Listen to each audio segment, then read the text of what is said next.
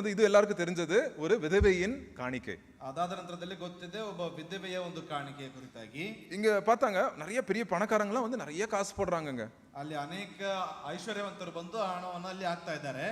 ஆனா அந்த விதவை ரெண்டே ரெண்டு காசு தான் போட்டுச்சு. ಆದ್ರೆ ಆ ಒಂದು ವಿಧವೆ ಎರಡೇ ಎರಡು ಕಾಸನ್ನ ಹಾಕ್ತಾ ಇದ್ದಾಳೆ. என்னாச்சு? ಏನಾಯ್ತು? அங்க பாக்குறோம் அந்த விதவை வந்து ஆண்டவர் சொல்றாரு இந்த விதவை தான் எல்லாரோட நிறைய போட்டுச்சு அப்படின்னு ஆண்டவர் சொல்லிடுறாரு. ಅಲ್ಲಿ ದೇವರು ಹೇಳ್ತಾ ಇದ್ದಾರೆ ಈ ವಿಧವೆ ಎಲ್ಲರಿಗಿಂತ ಶ್ರೇಷ್ಠವಾಗಿರ್ತಕ್ಕಂಥದ್ದನ್ನು ಹಾಕಿದ್ದಾಳೆ ಎಂಬುದಾಗಿ ಹೇಳ್ತಾ ಇದ್ದಾರೆ. ஏன்னா ஆண்டவருடைய கணக்குல எவ்வளவு போடுறோன்றது முக்கியம் இல்ல, எவ்வளவு நம்மளுக்குன்னு வச்சிருக்கிறோம் அதுதான் முக்கியம் ஆண்டவருக்கு. ದೇವರಿಗೆ ಎಷ್ಟು ಆಗ್ತದೆ ಎಂಬುದಾಗಿ ಅಲ್ಲ, ಎಷ್ಟು ಇಟ್ಕೊಡಲ್ಪಟ್ಟಿದ್ದೇವೆ ಎಂಬುದಾಗಿ ದೇವರಿಗೆ ಮುಖ್ಯ ಎಂಬುದಾಗಿ. ஏன்னா அந்த விதவை வந்து இருக்கிறதெல்லாம் போட்டுருச்சு, அவளுக்கு வச்சுக்கிறதுக்குன்னு எதுவும் இல்ல.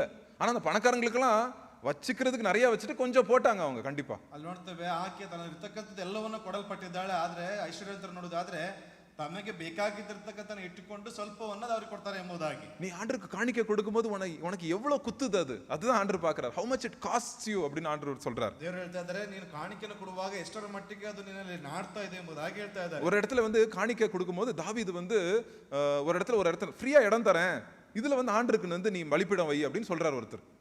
ಒಬ್ರು ಬಂದ್ಬಿಟ್ಟು ಹೇಳ್ತಾ ಇದ್ದಾರೆ ನಿನಗೆ ಒಂದು ಸ್ಥಳವನ್ನು ಕೊಡ್ತೇನೆ, ಅಲ್ಲಿ ಬಂದ್ಬಿಟ್ಟು ಯಜ್ಞವೇದಿಯನ್ನು ಕಟ್ಟು ಎಂಬುದಾಗಿ ಹೇಳ್ತಾ ಇದ್ದಾರೆ. தாவீது சொல்றார் இல்ல இல்ல இல்ல நான் ஆண்டவருக்கு கொடுக்கும்போது I will not give anything that does not cost me அப்படின்றார். அப்படின்னா ஆண்டவருக்கு நான் கொடுக்கணும், நான் கொடுத்து அது எனக்கு வலிக்கணும், அது அப்பதான் நான் பலி கொடுப்பேன் அப்படின்னு ஆண்டவர் சொல்றார், தாவீது சொல்றார். ಅದು ನನಗೆ ಅದು ನೋವಾಗಪಡಬೇಕು, ಆಗ ಮಾತ್ರ ಅದನ್ನು ಕೊಡ್ತೇನೆ ಎಂಬುದಾಗಿ ಅಲ್ಲಿ ಒಂದು ಬಲಿಪೀಠವನ್ನು ಕೊಡ್ತಾನೆ ಎಂಬುದಾಗಿ. இப்ப தயவு செய்து என்கிட்ட எவ்வளவு கொடுக்கணும்னு கேட்காதீங்க நீங்க. ದಯವಿಟ್ಟು ನನಗೆ ಎಷ್ಟು ಕೊಡಬೇಕು ಎಂಬುದಾಗಿ ಕೇಳಬೇಡ್ರಿ. ஆண்டவர் உங்க இருதயத்தோட பேசுவார். ದೇವರು ನಿಮ್ಮ ಹೃದಯದಲ್ಲಿ ಮಾತನಾಡ್ತಾರೆ.